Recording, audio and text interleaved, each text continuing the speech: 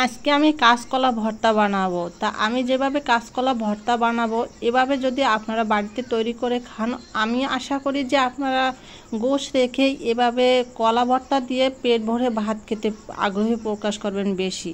তো hello everyone, আসসালামু আলাইকুম, welcome to my new recipe. I hope আপনারা সবাই ভালো আছেন, সুস্থ আছেন।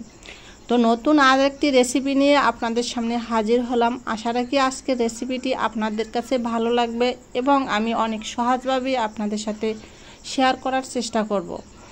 তো দেখতেই পাচ্ছেন আমি কিন্তু এখানে 4টি কলা নিয়ে নিছি। তো 4টি কলা হচ্ছে আমাদেরই গাছের কলা, কাঁচকলা। তো এরকম যদি নিজেদের গাছের তরতাজা কলা পাওয়া যায় আর সেই কলা থেকে যদি আপনি ভর্তা তৈরি করেন তাহলে তো নিমেষেই আপনি এক প্লেট ভাত খেয়ে উঠতে পারবেন। এমনকি আপনি গোশ রেখে এই ভর্তা দিয়ে ভাত খেতে বেশি আগ্রহ প্রকাশ করবেন এবং অনেক ভাত খেতেও পারবেন।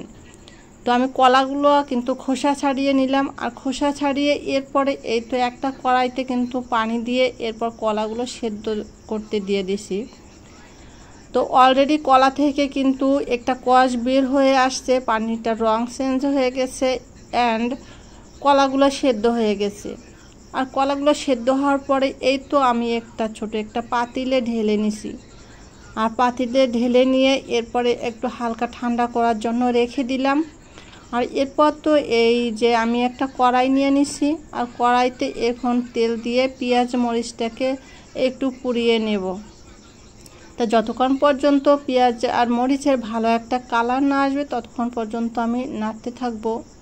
আর নাড়ার পরে এই তো আমি হালকা 1 চামচের একটু কম হলুদের গুঁড়া দিয়ে দিছি।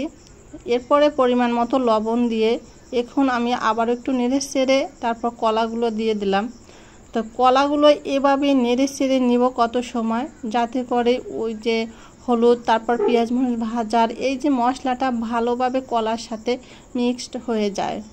তো এভাবে কত সময় নাড়াচাড়ার পরে আমি এই কলাটাকে কিন্তু নামিয়ে তারপরে হাত দিয়ে ভালোভাবে মেখে নেব। তো আপনারা যদি আমার দেখানো রেসিপি অনুসরণ করে বাড়িতে এভাবে কলা ভর্তা করে খান, আশা রাখি আপনাদের অন্যান্য তরকারির চেয়ে আপনার কলা ভর্তাটা আপনার ফ্যামিলির সবাই অনেক অনেক পছন্দ করবে, এমনকি আপনি আপনার জামাইয়ের প্রশংসার পাত্রী হয়ে যাবেন। তো কলা ভর্তাটা কিন্তু এমনিতে খুবই হেলদি খাবার, এটা কিন্তু শরীরের জন্য অনেক উপকারী। তাছাড়া এটা খেতেও অনেক সুস্বাদু এবং সুন্দর করে যদি ভর্তা তৈরি করতে পারেন তাহলে কিন্তু অনেক লোভনীয় হয়। তো অলরেডি আমার ভর্তাটা কিন্তু তৈরি করা হয়ে গেছে। আর এই তো আমি একটু ডেকোরেশন করে নিলাম। তো এই কলার সাথে যদি আপনি লেবু দিয়ে কলাটা ভাত দিয়ে খেতে পারেন অনেক অনেক কিন্তু মজার হবে। আশা রাখি আমার আজকের রেসিপিটি আপনাদের কাছে ভালো লাগবে।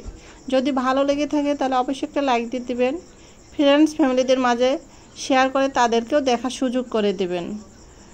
আর ভিডিওটি কেমন হয়েছে অবশ্যই কমেন্ট করে জানাবেন। যদি ফেসবুক থেকে দেখেন অবশ্যই ফেসবুক পেজটি ফলো দিয়ে রাখবেন, আর ইউটিউব থেকে দেখলে ইউটিউব চ্যানেলটি সাবস্ক্রাইব করে নেবেন। ভালো থাকবেন, সুস্থ থাকবেন।